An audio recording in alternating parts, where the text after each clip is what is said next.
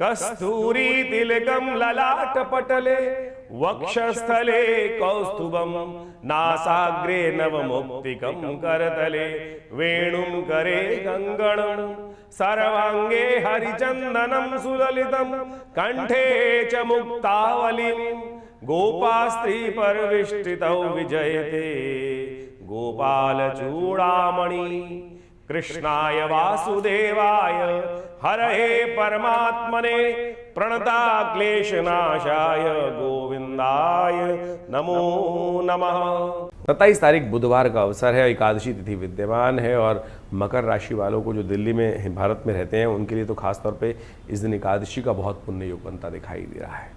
भारत से आगे पाकिस्तान, यूरोप इत्यादि, अमेरिका इत्यादि में बात करें तो ये एकादशी का पुण्य इस दिन नहीं मिलेगा, लेकिन भारत में ज़रूर इस दिन एकादशी का पुण्य मिलता दिखाई दे रहा है। और साथ साथ ये एकादशी जो है वो गजकेसरी योग बनाकर आपकी राशि में ग्रहों का उपस्थिति की दर्ज कराती दिखाई दे रही है। और ये गजकेसरी योग आपकी राशि के दृष्टिकोण से आपकी मेहनत का पूर्ण फल देने को आपके लिए तैयार होता दिखाई दे रहा है। ये गजकेसरी योग साधारण मत लेके चलना। ये गोचर में जो ग्रह नक्षत्रों के आपकी राशि के दृष्टिकोण से बात करें मकर राशि वालों के लिए, ये ऐसा योग बनकर बन रहा है कि कई बार हमारे मन में समस्या होती है कि सब्जी बनाई मैंने, कहे किसी और ने दिया और कहीं ना कहीं वो आपको लाभ ले गया। मेहनत हमने करी, लाभ कोई और ले गया। चीज़ें हमने बनाई और कहीं ना कहीं नाम किसी और का हो गया। अरे आपके पूर्ण मेहनत आपको लाभ देने के लिए सुंदर कई प्रकार से कई फेज में काम करती दिखाई दे रही। इतना सुंदर मौसम चलता दिखाई दे रहा है, ग्रहों का योग इतना सुंदर बनता दिखाई दे रहा है। कमला एकादशी, जेठ के महीने में जो पुरुषोत्तम मास बनता है उस दिन जो एकादशी पड़ती है, जो शुक्ल पक्ष में उसको कृष्णा पुरुषोत्तम एकादशी कहा जाता है। कमला एकादशी के रूप में जाना जाता है। ये कमला एकादशी यानी महालक्ष्मी और भगवान विष्णु की सुंदर उपासना पुरुषोत्तम एकादशी यानी होगी। यानी इस बात को खासतौर पर ध्यान रखें, पुरुषोत्तम मास में भगवती महालक्ष्मी की आराधना विष्णु जी के सहित यदि की जाए तो ये एकादशी का पूर्ण फल देने के योग बनाती है। तो इस दिन विशेष तौर पर भगवान विष्णु की आराधना करें। हो सके तो भगवान विष्णु और महालक्ष्मी को दोनों एक साथ बैठाकर उनका गंगा जल से पंचामृत से सुंदर स्नान कराकर उनका पूजन, षोडशोपचार पूजन करें। कमल के पुष्प उनको अर्पित करें और उसके बाद उनका षोडशोपचार पूजन करने के बाद विशेष तौर पर माखन मिश्री का भोग भगवान को लगाने के बाद, खील का भोग लगाने के बाद, मिश्री का भोग लगाने के बाद वो प्रसाद रूप में ग्रहण करने का प्रयास करें। आपके मनोरथ सिद्ध होने के सुंदर योग बनेंगे। 28 तारीख बृहस्पतिवार का अवसर है, द्वादशी तिथि विद्यमान है और ये द्वादशी प्रदोष के साथ आई है। गुरु प्रदोष का योग बनाकर तैयार कर रही है। जेठ के अधिक मास में पड़ने वाली ये जो प्रदोष का सुंदर योग, गुरु प्रदोष का योग बनाकर बैठ रही है, ये आपके लिए बड़ा पुण्यों को जगाने वाला योग है। मकर राशि वालों, इन दिनों आपकी राशि के दृष्टिकोण से कहीं ना कहीं आपकी राशि में देखें तो बृहस्पति और शनि जो हैं वो बहुत ज़्यादा शुभ योग नहीं बना रहे हैं। कहीं ना कहीं बुद्धि खराब कर रहे हैं, कहीं ना कहीं आंतरिक मानसिक तौर पे विचारों की बीमारी दे रहे हैं, एंजाइटी बढ़ा रहे हैं, कहीं ना कहीं ऐसी समस्या उत्पन्न कर रहे हैं। ना चाहते हुए भी बेकार की बातों में नुकसान कराने के लिए कहीं ना कहीं जिस चीज़ से हमें लाभ होना चाहिए उन चीज़ों से ही हमें नुकसान होने के योग कहीं ना कहीं बनाते दिखाई दे रहे हैं। ये वक्त का खेल है और ऐसे में ये समय आपके लिए है ज्येष्ठ के मास में प्रदोष का दिन। ये आपके इन कष्टों को निवारण करने का योग बना सकता है। क्यों? क्योंकि भावी मेट सके त्रिपुरारी, भगवान शंकर की कृपा से ही समस्त अनिष्टों को दूर करने, कर्म दुष्कर्म जो हमारे कहीं ना कहीं हमारे जीवन में कष्ट आते हैं वो हमारे द्वारा किए गए गलत कर्मों के कारण से प्रभाव होते हैं। पता नहीं चलता कौन सा कर्म शुभ है, कौन सा कर्म शुभ नहीं है। और इन दिन तो वैसे ही नौतपा चल रहा है। 25 मई से लेकर 2 जून तक नौतपा चलेगा। छोटी छोटी बातें में हम गर्म तवे बनकर कार्य करते दिखाई दे रहे हैं। थोड़ा शांत होकर कार्य करने की इस वक्त खास तौर पर ज़रूरत है। प्रदोष का दिन है, गुरु प्रदोष का योग बन रहा है। तो ऐसे में यदि हमारी माने आप अपनी राशि के दृष्टिकोण से तो एक कार्य करने का प्रयास करें। भगवान शंकर के मंदिर में जाकर उनको बिल्वपत्र अर्पित करें ओम नमः शिवाय का शाम के समय। सुबह सुबह तो कर ही नहीं, वो तो किसी का नियम है तो बहुत श्रेष्ठ है, लेकिन शाम प्रदोष, दोषों को हरने वाला काल, शाम को सूर्य अस्त होने के बाद अंधेरा होने से पहले तक का जो संध्या वेला का समय होता है उस समय तमाम चीज़ों से अपने आप को, गलत चीज़ों से हटाकर थोड़ा भगवान के दरबार में उपस्थित करने का प्रयास करें। और शिव के दरबार में तो जाने के बाद आपके समस्त अनिष्टों को दूर करने का आशीर्वाद भगवान शंकर और पार्वती अवश्य देंगे। कहा जाता है कि भगवान शंकर पार्वती प्रदोष काल में, जिस दिन प्रदोष होता है, संसार में भ्रमण करते हैं और जो उनका आराधना करते हुए उनको मिलता है उनके समस्त अनिष्टों को दूर करने का योग भगवान के आशीर्वाद से अवश्य मिल जाता है। सीधा साधा सिद्धांत समझ लेंगे तो बहुत अच्छा रहेगा। 29 तारीख शुक्रवार का अवसर, त्रयोदशी तिथि उदया तिथि के विद्यमान है और इस दिन महापरिवर्तन होने जा रहा है। यदि आपकी राशि के दृष्टिकोण से देखा जाए तो बुध महाराज बृहस्पति और शुक्र के साथ, दो परम शुभ ग्रहों के साथ अपना एक तिगड़ी बनाने को तैयार बैठे हैं। और एक पुरानी कहावत है, 3 तिगाड़ा काम बिगाड़ा। जी हाँ, ये बुध का परिवर्तन हो तो अपनी राशि में रहा है, लेकिन आपकी राशि के दृष्टिकोण से देखा जाए तो कहीं ना कहीं ये आपकी किस्मत में कोई लंगड़ी टांग कर खिलता दिखाई दे रहा है बुध महाराज। ये बुध कहीं ना कहीं आपकी राशि में इस वक्त जो है बने बनाए बहुत सारे कामों में क्या होता है ना कि कुछ ना कुछ अड़ंगा लेने को तैयार बैठे हुए हैं। ध्यान रखना, इस वक्त मंगल आपको दुस्साहस करता दिखाई दे रहा है। आप भेड़ से जाकर, भीड़ जो है छत्ते में जाकर मधुमक्खी के छत्ते में खुद हाथ डालते दिखाई दे रहे हैं। तो बहुत सोच में, धीरे धीरे हर चीज़ को सोच समझकर इफ्स एंड बट्स पूरा देखते हुए कार्य करने की ज़रूरत है। लोग लाख तौर पे आपको समझाने का प्रयास करेंगे कि बुध का ये परिवर्तन बहुत शुभ है, होगा किसी के लिए, लेकिन आपके लिए आपको फक्कड़ बनाता दिखाई दे रहा है। ध्यान रखना, ये कहीं ना कहीं आपकी राशि के दृष्टिकोण से इस वक्त बुध के उपाय की खास ज़रूरत आपके लिए बहुत ज़रूरी है। उसको अवश्य करने का प्रयास करें तो अच्छा रहेगा। ऐसे में आपकी राशि के दृष्टिकोण से हमें दिखाई देता है कि आपको बुध के मंत्र का जप करना चाहिए। ओम ब्रांग ब्रिंग ब्रोंग से बुधाय नमः। गऊ को विशेष तौर पर हरी चीज़ों को डालने का प्रयास करना चाहिए। बुध का मंत्र आपके अनिष्टों को दूर करेगा और हो सके तो अपने जो नेगेटिव भाव रखने वाले लोग हैं, आपसे ईर्ष्या रखने वाले भाव हैं, उनसे बच के रहिएगा। उनकी मीठी मीठी बातों में आकर कहीं ना कहीं आप अपना नुकसान मत करा लीजिएगा। इस बात का ध्यान विशेष तौर पर रखना चाहिए। या देवी सर्वभूतेषु दया रूपेण संस्थिता नमस्तस्यै नमस्तस्यै नमस्तस्यै नमो नमः। इस मंत्र का जप करें, माँ दुर्गा आपकी रक्षा करें, ग्रहों का योग आपके लिए पॉजिटिव रहे। 30 तारीख शनिवार का अवसर, चतुर्दशी तिथि उदया तिथि के रूप में विद्यमान है। फिर पूर्णिमा का आगमन हो रहा है और साथ साथ चंद्रमा परिवर्तन के साथ जा रहे हैं आपकी राशि के दृष्टिकोण से। और ये चंद्र का परिवर्तन आपकी राशि के दृष्टिकोण से जो गजकेसरी से बाहर ग्रहों का योगायोग बन रहा है, बहुत नेगेटिव तो नहीं दिखाई देता, कहीं ना कहीं कुछ मामलों में पॉजिटिव रहेगा। और पॉजिटिव करने के लिए आप कोशिश करें, थोड़ा सा और श्रम करने का प्रयास करें। इस वक्त आपकी राशि के दृष्टिकोण से ग्रहों का योग चंद्रमा जो है वो बिल्कुल अकेला चलता दिखाई दे रहा है और इस वक्त ऐसा ग्रह पर प्रभाव उत्पन्न कर रहा है उसके अंदर से कि अननेसेसरी खर्चे आपके जिम्मे पड़ते दिखाई दे रहे हैं। भगवान सत्यनारायण की उपासना करें। इस दिन पूर्णिमा का योग बन रहा है, शाम के समय, रात्रि के समय, तो भगवान विष्णु की सुंदर उपासना, ओम सत्यनारायण भगवान की कथा का श्रवण करना, हो सके तो ओम नमो नारायणाय इस मंत्र का स्तवन करना, एकादशी जो सत्यव्रत करना आपके लिए बहुत शुभ रहेगा। 31 तारीख शनिवार का अवसर, पूर्णिमा तिथि इस दिन विद्यमान है और ये तिथि जो पूर्णिमा विशेष तौर पर बन रही है, ये उदया तिथि के रूप में विद्यमान हो रही है दिल्ली के पंचांग के अनुसार से। और ये पूर्णिमा अनिष्टों को दूर करने वाली पूर्णिमा मानी जाती है, पितृऋण से निवृत्ति करने वाली पूर्णिमा मानी जाती है। आपकी राशि के दृष्टिकोण से थोड़ा सा मन हल्का दिखाई देता है। जो भी चीज़ में आप कार्य कर रहे हैं, थोड़ी निष्ठाएं कम दिखाई देती हैं और यदि मरे मन से कोई कार्य करने का प्रयास करोगे तो चीज़ें उतनी ज़्यादा आनंद भी नहीं देती हैं। तो इस समय थोड़ी सी उम्मीद जगा के कार्य करने का प्रयास करें। नव तपा चल रहा है, ऐसे में ग्रहों का नक्षत्र जो है, ग्रहों का योगा योग जो है, उसको शांतिमय चीज़ रहें, उसके लिए आपकी राशि के दृष्टिकोण से हो सके तो भगवान सूर्य का सुबह सुबह अर्घ्य देना आपके लिए बड़ा कल्याणकारी रहेगा। पुरुषोत्तम मास की जो पूर्णिमा आती है, ये जेठ की जो पूर्णिमा है, पुरुषोत्तम मास की पूर्णिमा है जो 31 तारीख को पड़ रही है। इस समय में एक कार्य विशेष करना चाहिए। कहा जाता है पुरुषोत्तम मास अपने पितरों की तर्पण के लिए, पुत्रों के ऋण से निवृत्त होने के लिए सबसे श्रेष्ठ माना जाता है। वैसे तो कहा जाता है पूरे के पूरे 30 दिन तक अवश्य अपने पितरों के निमित्त तर्पण इत्यादि करना चाहिए, यज्ञ इत्यादि करना चाहिए, क्योंकि ये काल जो है यज्ञ के लिए, कथा के लिए, तर्पण के लिए ही, पितरों के निमित्त कर्म करने के लिए सबसे श्रेष्ठ माना गया है। तो इस समय में हो सके तो जितना तीर्थाटन करें, हो सके तो जितना अपने पितरों के निमित्त तर्पण इत्यादि करें। तो ये पूर्णिमा के दिन अवश्य ब्राह्मण भोजन कराएं, गऊ के निमित्त ग्रास निकालें। ये समस्त कार्य जो हो सकते हैं वो अवश्य गायत्री का कम से कम 108 बार जप कर लीजिए और हो सके तो गऊ ग्रास अवश्य निकालने का प्रयास कीजिए।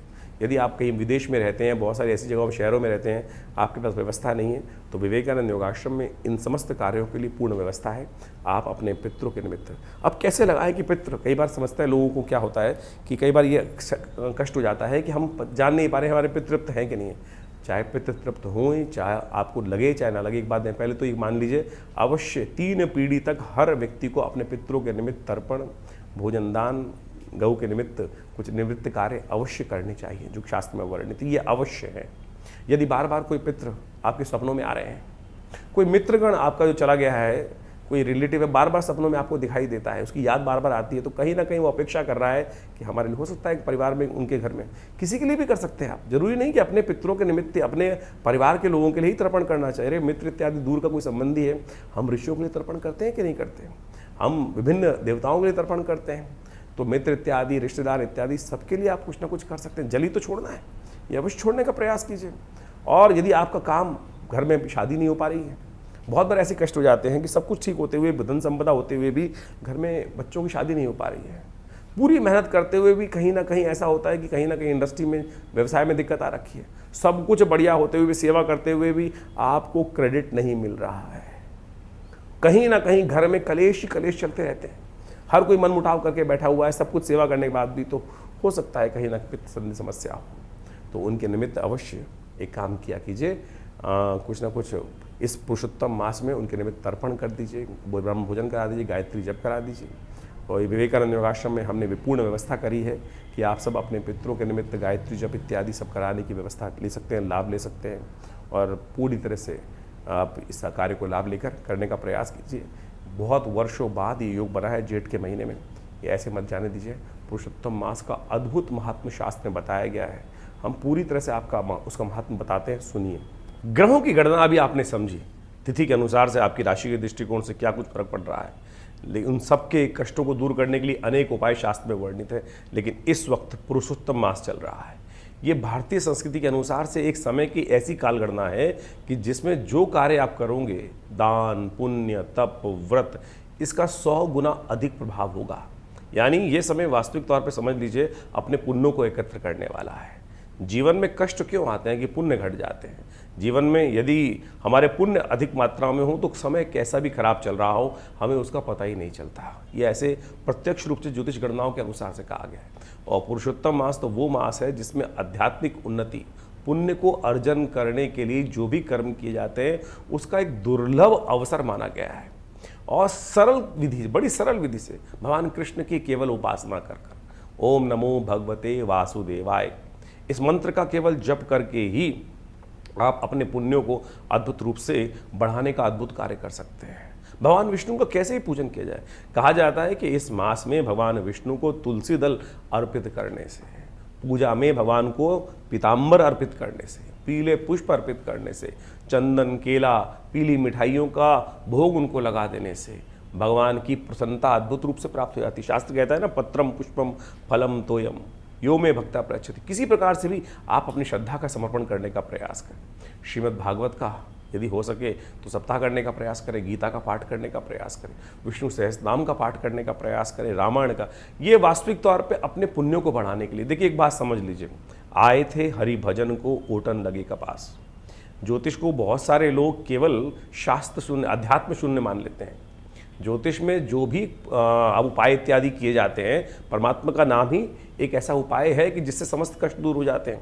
लेकिन आज हम लगे हैं चक्करों में, किस प्रकार से पता नहीं कौन कौन से उपाय, कोई उल्टा करवा रहा है, कोई सीधा करवा रहा है, कोई ये नदी में डलवा रहा है, कोई वो नदी में डलवा रहा है, कोई चलते पानी में डलवा रहा है, कोई कुछ कर रहा है। शास्त्र के अनुसार से आज कहा गया है ना कि केवल हरिनाम का स्मरण कर लो, समस्त कष्ट। ये जो ज्योतिष की गणनाएं हैं, ये तो केवल माध्यम है जानने का, जो एनालाइज करने का क्या समस्या चल रही है। निदान तो परमात्मा का नाम ही है और वही सरल रूप से हम ले नहीं पाते हैं। तो इस पुरुषोत्तम मास में कोशिश ये करें, अत्यधिक सेवा करने का प्रयास करें, दान पुण्य करने का प्रयास करें। अपनी क्षमता के अनुसार अन्नदान, दीपदान, तुलसी का पौधा इत्यादि भी लगा देंगे ना तो वो भी पुण्य को बढ़ा देगा। इसको करने का प्रयास, जरूरतमंदों में भोजन दान इत्यादि करने का प्रयास करें। दान बंद करने से, समझ लीजिए, दान बंद करने से किस्मत का ताला है ना वो बंद हो जाता है। इसलिए यथाउचित भाव से जो दान पुण्य करने का प्रयास करें। पता नहीं हमारे पूर्व जन्मों से कौन से कर्म ऐसे हैं जो हमारे साथ चलते चले आ रहे हैं, और पुण्य है तो वो कहीं ना कहीं हमारे को आगे बढ़ाए जा रहे हैं, और पुण्यों का अकाउंट कम है तो कष्ट एक के बाद एक कहीं ना कहीं परेशान करते चले जा रहे हैं। घर में एक तुलसी का पौधा इस महीने अवश्य लगाने का प्रयास करें। ये छोटा सा उपाय है, देखिएगा घर के वास्तु दोष दूर करने के लिए अद्भुत रूप से कष्ट दूर होने के योग बन जाएंगे। पूरे पुरुषोत्तम मास में, जैसे कार्तिक मास में पूजन किया जाता है ना, इसी प्रकार से स्नान कर कर एक दीप दान कर लीजिए। ये छोटा सा उपाय है। सत्य मान लीजिए आपके पितृ संबंधी समस्या यदि कोई चल रही है, बहुत सारे लोग कहते हैं पितृण, पितृदोष, ये वो फलाना धमका, केवल इस मास में, पुरुषोत्तम मास में, एक दीपदान शाम के समय नित्य प्रति जलती नदी में कर देंगे तो कहा जाता है वो आपके पितरों को भी तृप्त कर देगा। देखिए एक बात और ध्यान रखें, इस पुरुषोत्तम मास में बहुत से कार्य वर्जित कहे गए हैं। विवाह, गृह प्रवेश, मुंडन, जनेऊ इत्यादि जो संस्कार इत्यादि हैं वो बिल्कुल वर्जित माने जाते हैं, उनको नहीं करना चाहिए। क्योंकि इस मास की गणना, ये मलमास माना जाता था पहले, लेकिन जब मलमास पद्म पुराण में बहुत अत्यधिक कथा ही, जब इसके अंदर जो शास्त्र में कहा गया है कि पुरुषोत्तम मास में किया गया कोई भी सत्कर्म कार्तिक मास के समान पुण्य होता है, तो कहा जाता है कि एक बार शास्त्र के दृष्टिकोण से कहा जाता है कि मलमास जिसका नाम पड़ा, जिसमें संक्रांति नहीं आती, यानी जिस मास के अंदर, जैसे आप मान के चलें चैत्र, वैशाख, जेठ, इस सब में एक संक्रांति आती है विशेष तौर पे, लेकिन जिस मास में 32 महीने 16 दिन बाद 4 घड़ी के एक अंतर से एक ऐसा समय आ जाता है कि जिसमें महीना जो है वो ऐसा खत्म हो जाता है कि संक्रांति बीच में पड़ती ही नहीं है, तो जब वही मलमास माना जाता है कि यानी मलमास पड़ गया, तो कहा जाता है कि एक बार भगवान बड़ा परेशान हुआ मलमास कि मुझको मलमास बना दिया गया है, तो भगवान कृष्ण के समक्ष, भगवान विष्णु के समक्ष पहुँचे मलमास कि महाराज इस पूरे संसार में मुझे परित्यक्त कर दिया गया है, मुझे मल के रूप में जाना जाता है, अधिक मास के रूप में जाना जाता है। तब भगवान ने प्रसन्न होकर, भगवान तो बड़े करुणा निधान है, उन्होंने पुरुषोत्तम मास पे, इस मलमास पे कृपा करी और अपना नाम दे दिया और कहा इस मंथ मास में जो भी कोई हरिनाम का स्मरण करेगा, हरिनाम का संकीर्तन करेगा, उसके समस्त दोष दूर हो जाएंगे। ग्रह गणना तो आपने समझ ली, ये पुरुषोत्तम मास भी ग्रह गणना एक तरफ, परमात्मा का नाम एक तरफ। यदि परमात्मा का नाम स्मरण करके आप जो भी कार्य करेंगे तो आप सत्य माने कल्याण का सुमार्ग आपके जीवन में बन जाएगा। इसलिए शास्त्र के दृष्टिकोण से जो भी हो सके, और इस बार तो जेठ के महीने में ये मलमास पड़ा है, अधिक मास पड़ा है, पुरुषोत्तम मास पड़ा है, तो क्या करें, परमात्मा का स्मरण करने का प्रयास करें। और हम इस विशेष अवसर पर जितने भी मंगल पढ़ रहे हैं, हमने जेठ के इस महीने में विशेष तौर पर बड़ा मंगल माने जाते हैं, हमने विवेकानंद योगाश्रम में उन समस्त कष्टों को दूर करने के लिए विशेष कार्यक्रम रखे हैं। देखिए एक बात माने, भारतीय संस्कृति के अनुसार से हमारे ऋषि मुनियों के अद्भुत शोध है देवता की उपासना करना। उनमें भी इस कलिकाल में कहा जाता है कि भगवान हनुमान जी की सुंदर उपासना ऐसी है जो तत्क्षण फल देने वाली है। तत्क्षण, जी हाँ, 2 उपासनाएं बताई गई हैं शास्त्र के दृष्टिकोण से। एक तो पितरों के निमित्त अवश्य जो कार्य करते हैं, एक तो आपके पितृ बड़े हितैषी होते हैं। और ऐसा मत मान लीजिए, बहुत सारे लोग तथाकथित तौर पे ऐसा समझ लेते हैं कि पितृ किसी की मृत्यु हो गई तो वो समय खत्म, उसको कुछ कार्य नहीं है। अरे कहीं नहीं जाते, 3 पीढ़ी तक वो आपके पास ही रहते हैं, सब कार्य देखते हैं, अपेक्षा करते हैं कि ये कोई हमारे लिए करते हैं कि नहीं करते कार्य। और सत्य माने ऐसी एक नहीं अद्भुत घटनाएं हैं जिसके माध्यम से ऐसा पता चलता है कि पितरों ने उन व्यक्ति के जीवन को तार दिया, कष्ट समस्त हर लिए। यहाँ तक कि भारतीय शोध विज्ञान के जो ऋषि गण हुए हैं उन्होंने ही इसके बारे में नहीं लिखा है, बाहर के राइटर्स ने, एनी बेसन ने, डब्ल्यू लेड बीटर ने ऐसी ऐसी पुस्तकें लिखी हैं जिसके माध्यम से आपको समझ में आना चाहिए कि वो पिता जो दिव्य आत्माएं हैं, दिवंगत आत्माएं हैं, वो अद्भुत रूप से कष्टों को दूर करने के लिए आती हैं। एक इनविजिबल हेल्पर नाम से किताब लिखी, हमारे आश्रम से किताब छपी है जिसका नाम है प्रेतात्माओं से मिली है। ऐसी अद्भुत रहस्य की बातें हम लोगों ने उसमें लिखी, शोध की बातें लिखी हैं कि कैसे वो दिवंगत आत्माएं आती हैं और हमारे के जीवन में बहुत सारे कष्ट दूर करके चली जाती हैं। एक व्यक्ति हमारे आश्रम पे आए, बहुत वर्ष पुरानी बात है, मैं बहुत छोटा था, पिताजी के साथ में बैठा हुआ था। फरीदाबाद से एक व्यक्ति आया और उसने पिताजी के समक्ष अपनी बात रखी कि महाराज मुझे ऐसे ऐसे मेरे भाई, जिसकी बड़े भाई की मृत्यु हो गई थी, और वो सपने में आकर कुछ भाव बता के गया है। पिताजी ने कहा पूरी बात बताओ क्या हुआ। महाराज मैं ऐसे सो रहा था एक दिन, और सोते हुए क्या हुआ कि मुझे ऐसा लगा कि भाई आवाज़ दे रहा है, उठ जल्दी उठ भाई। उसकी भाई की मृत्यु हो गई थी और आवाज़ आई उसको भाई की, भाई उठ जल्दी उठ, घर में चोर आए हुए। वो खट से उठा और उसने देखा, इसे उठ के, पुराने ज़माने की बात है, करीब 30-35 साल पुरानी बात बता रहे हैं आपको हम, और खटपट हुई होगी। तो क्या हुआ कि वो जो बाहर थी भैंस इत्यादि बंधी हुई थी, उसको खुली भैंस मिल गई, और जैसी खटपट हुई होगी, उठा होगा, तो वो चोर भाग गया। यानी भैंस जो उसको चुरा के ले जा रहे थे जो लोग, वो छोड़कर भाग गए। उसको कुछ दिन बाद फिर वही सोते हुए आभास हुआ कि भाई की आवाज़ आ रही है कि भाई चिंता मत कर। उस बड़े भाई की एक बेटी थी जिस शादी योग्य थी, और छोटा भाई बड़ा परेशान था कि अब पैसे है नहीं इतने, शादी कैसे करूँगा।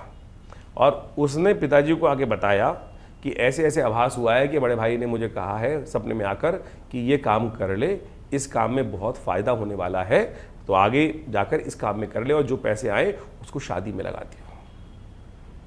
वो पूछने आया पिताजी से हमारे कि भाई ऐसा काम, मुझे ऐसा आभास हुआ है, इसको करना चाहिए नहीं करना चाहिए। पिताजी ने पूरा गणनाएं देख के कहा अगर पितर आपके आए हैं और आपके समक्ष इस बात का सानिध्य कर रहे हैं तो आपको ये कार्य अवश्य करना चाहिए। सत्य मानिए उसने वो कार्य किया। अब मैं हम यहाँ वो बताना नहीं चाहते कौन सा कार्य वो करता था, लेकिन सत्य माने उससे उसको लाभ हुआ। तो आपके पितृ आपके सबसे बड़े हितैषी हैं, उनके निमित्त ये कार्य हमको अवश्य करना चाहिए। तो समझ लीजिए भगवान हनुमान जी महाराज और पितृ इत्यादि आपके सबसे हितैषी है, तो उनके निमित्त जो कार्य कर सकते हैं अवश्य करने का प्रयास करो। इस जेठ के महीने में तो बड़ा जो मंगल पढ़ते हैं, बुढ़वा मंगल पढ़ते हैं, तो अद्भुत योग लेकर आते हैं। हमने उसके लिए विशेष तौर पे कार्यक्रम बनाए भी हैं, बहुत सारे यज्ञ इत्यादि चलते हैं। पितरों के निमित्त भी इस जो अधिक मास है, पुरुषोत्तम मास है, इसमें हमें गायत्री जप, ओम नमो भगवते वासुदेवाय, इसको अवश्य करने का प्रयास करना चाहिए। सत्य माने अगर आपका ये ऋण निवृत्त, पितृदोष नाम की कोई चीज़ नहीं होती है, पितृ ऋण जरूर होते हैं, और पितृ ऋण से यदि हमारे जीवन में निवृत्ति हो जाए तो सत्य माने आधा भार कट जाता है।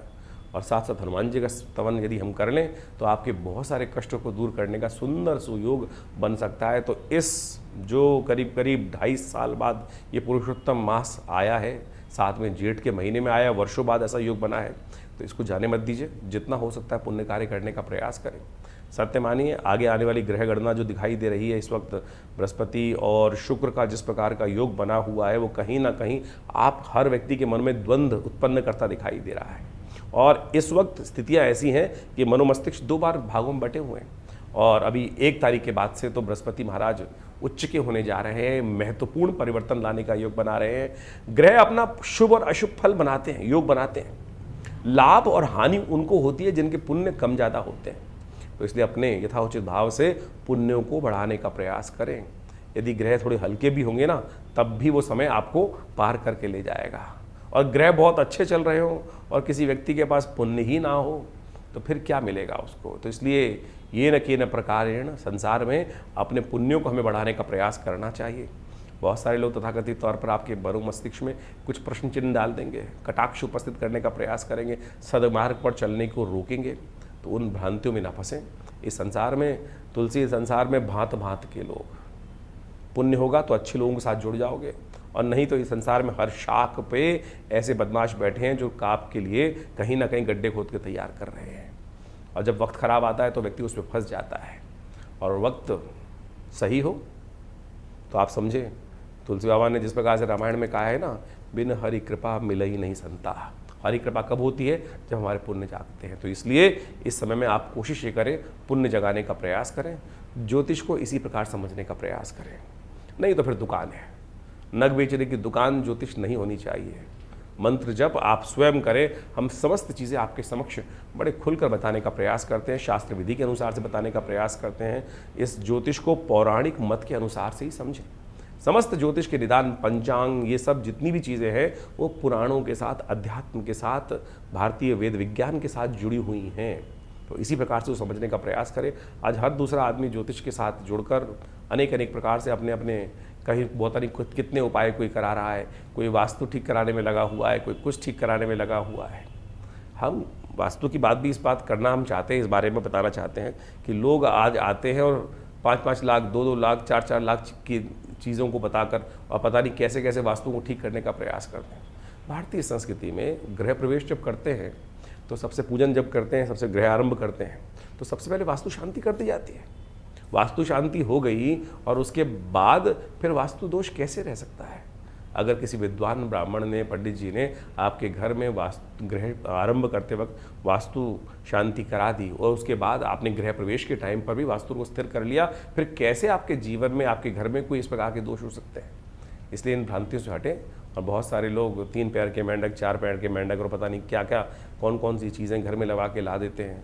हमने तो ऐसा देखा है कि बहुत सारे, जो इतना बड़ा आदमी उतना ज़्यादा लोगों को उसको बनाने के लिए बहुत सारे जो हैं शातिर लोग कहीं ना कहीं घूमते रहते हैं। एक व्यक्ति मेरे आश्रम पे आए बहुत साल पहले, मुझे याद है, मतलब वो, मैंने बोला क्या करते हो? ये हवन में आए थे, रविवार के सुबह हवन में। बोले जी हम वास्तु दोष ठीक करते हैं लोगों का। मैंने क्या करते हो? कुछ वीडियो दिखाए उन्होंने। पता नहीं छत पे जाकर कौन सा एंटीना लगा रहे थे, कोई कुछ और लगा रहा था, कोई कुछ और लगा रहा था, लोहे की किस किस प्रकार की चीज़ें हैं। ये सब की सब चीज़ें जो हैं आपको कहीं ना कहीं भ्रांति में डालती हैं ज्योतिष के दृष्टिकोण से। तो वास्तु शांति करनी है तो गृह आरंभ के टाइम पे ठीक कर लो, घर में वास्तु पूजा करा लो, आपके ग्रह अपने आप ठीक होंगे। कभी कभी अपने घर में पूजा पाठ यज्ञ इत्यादि करवाया कीजिए। नवग्रह शांति अपने जन्मदिन पे करा लो। आप जन्मदिन की पार्टी पे लोगों को बुला लेते हैं, उनमें से कई लोग ऐसे होते हैं कि जो बहुत आपसे पार्टी को देखकर बड़ी मन ईर्ष्या करते हैं, कुछ देके तो नहीं जाते, आपको नज़र जरूर लगा जाते हैं। और नज़र जब लग जाती है घर के अंदर तो सत्य माने फिर वो कितना ही पुण्य कर लो, कैसे कर लो, वो नज़र नहीं हटती है। हमने उसके लिए एक रास्ता निकाला। आप सत्य माने ये ज़बरदस्त चीज़ है। ये जो काला धागा है ना, ये काला धागा नज़र को दूर करने के लिए भगवान बटुक भैरव जी के मंत्र से सिद्ध करके जो धारण कर लेता है ना, छोटे बच्चे से देखिए नज़र कितनी ज़बरदस्त कार्य करती है। छोटा बच्चा सबसे ज़्यादा जो जितना सुंदर होगा, कोमल होगा, उस पर ज़्यादा नज़र लगेगी। छोटा बच्चा आमतौर पर देखा होगा कि रोए जा रहा है, रोए जा रहा है, रोए जा रहा है, और किसी बाहर व्यक्ति घूम घाम के आया, कैसे आया है, कोई आ गया घर के अंदर और उसने कहा अरे बड़ा सुंदर बच्चा है, बस लग गई नज़र, दूध पिए ना। छोटा सा टोटका है, मिट्टी उठाकर, हल्की सी पैर की मिट्टी उठाकर उस बच्चे के ऊपर से वार के फेंक दो, बच्चे की नज़र दूर हो जाएगी, बच्चा शांत हो जाएगा, सो जाएगा। प्रत्यक्ष रूप से एक नहीं हज़ारों बार हमने इस बात प्रयोग को करके देखा। ये काला धागा उसी श्रृंखला में आता है।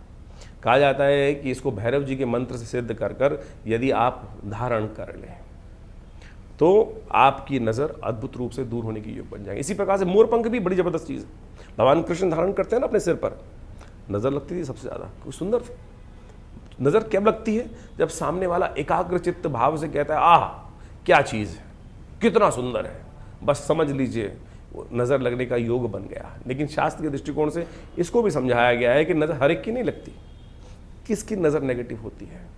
जिसने गलत प्रकार का भोजन किया हो, किसी भी प्रकार से गलत प्रकार का भोजन इत्यादि करने वाले व्यक्ति के साथ में बहुत सारी चीज़ें हैं, उस संबंध में यहाँ पर बताना ठीक नहीं रहेगा। शास्त्र के दृष्टिकोण से उन सब बातों को बताया गया है। वैसे एक बात मान लीजिए, किसी व्यक्ति ने कभी विष्ठा खाई हो, बाल्यकाल में बहुत सारे बच्चे गलती से विष्ठा खा लेते हैं, मलमूत्र अपना ही खा लिया। कहा जाता है शास्त्र के दृष्टिकोण से जिस व्यक्ति ने की नज़र किसकी खराब लगती है, किसी व्यक्ति ने बाल्यकाल में अपनी विष्ठा खा ली हो तो उस व्यक्ति की नज़र हमेशा लगेगी।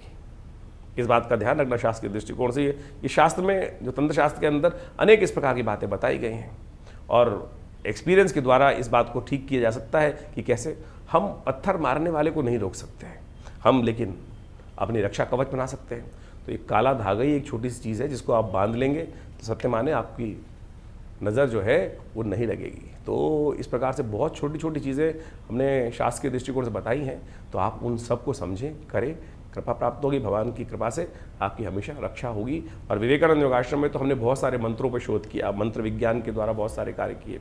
नित्य प्रति 8 घंटे करीब यज्ञ होता है आश्रम पर, और आप सब लोग विभिन्न कार्यक्रमों में उस यज्ञ में आके बैठ सकते हैं। और इस पुरुषोत्तम मास में हम पितृ शांति के निमित्त पूरे 1 महीने तक पितरों से निवृत्ति, जो कष्ट पितृण से निवृत्ति के लिए गायत्री का एक विशेष यज्ञ रख रहे हैं। आप अपने पितरों के निमित्त गायत्री के उस यज्ञ में भाग ले सकते हैं, अपने नाम से करा सकते हैं। पूरी व्यवस्थाओं को जानने के लिए आप फ़ोन पे संपर्क साध सकते हैं। दिल्ली में विवेकानंद योगाश्रम बड़ा अद्भुत प्रकार से कार्य कर रहा है। गौ सेवा कार्य नित्य प्रति चलता ही है, नित्य प्रति 8 घंटे यज्ञ चलता है। और विवेकानंद हॉस्पिटल प्राकृतिक चिकित्सा, योग, आयुर्वेद के संबंध में एक पूरा करीब पिछले 50 सालों से आश्रम कार्य कर रहा है। भारत सरकार के पैनल पर है, दिल्ली गवर्नमेंट के पैनल पर है, और बहुत सारे लोग आकर, चाहे वो कमर दर्द है, चाहे वो सर्वाइकल पेन है, चाहे वो ब्लड प्रेशर है, चाहे वो शुगर है, एंजाइटी डिसऑर्डर्स हैं, नींद न आने की बीमारी हैं, इन सब में विभिन्न मुद्राओं के द्वारा, योग के द्वारा, औषधि विज्ञान के द्वारा, प्राकृतिक चिकित्सा के द्वारा, बिना किसी औषधि के भी हम धूप मट्टी पानी प्राकृतिक चिकित्सा के द्वारा बहुत सारी बीमारियों को ठीक करने के लिए यहाँ बाहर दिल्ली में कार्य कर रहे हैं। 2 एकड़ में बड़ा संस्थान है विवेकानंद हॉस्पिटल योगाश्रम, और बहुत सारी शोध पुस्तकें लिखी हैं, करीब 50 से 60 पुस्तकें लिखी गई हैं। इन सब कार्यों को लगातार लोगों के समक्ष रख रहे हैं। आप भी आइए, जुड़िए हमारे साथ। विभिन्न कार्यक्रम जो समय समय पर होते हैं, हम आपके साथ उनके साथ आश्रम में आकर जुड़ सकते हैं। और भगवती कृपा, और सबसे बड़ी कृपा, सबसे बड़ी चीज़ जो है, माँ भगवती का अद्भुत दिव्य श्री विग्रह विद्यमान है विवेकानंद योगाश्रम में, जो 500 साल पुराना है। जी अब 500 साल पुराना दिव्य शिव विग्रह जो मुल्तान से, पाकिस्तान में मुल्तान से एक व्यक्ति लेकर आया, और आज हमारा सौभाग्य है कि इतना दिव्य शिव विग्रह भगवती का हमारे विवेकानंद योगाश्रम में आचार्य केशव देव जी के द्वारा आज से करीब करीब 65 साल पहले प्रतिष्ठित किया गया। तो आप भी आइए, उनके दर्शन कीजिए 500 साल पुराने भगवती के शिव विग्रह के, दिव्य शिव विग्रह के। तो उनकी कृपा से हजारों लोगों ने अपनी मनोकामना पूर्ण करी है। आप भी उनके सानिध्य में बैठकर यज्ञ इत्यादि करें।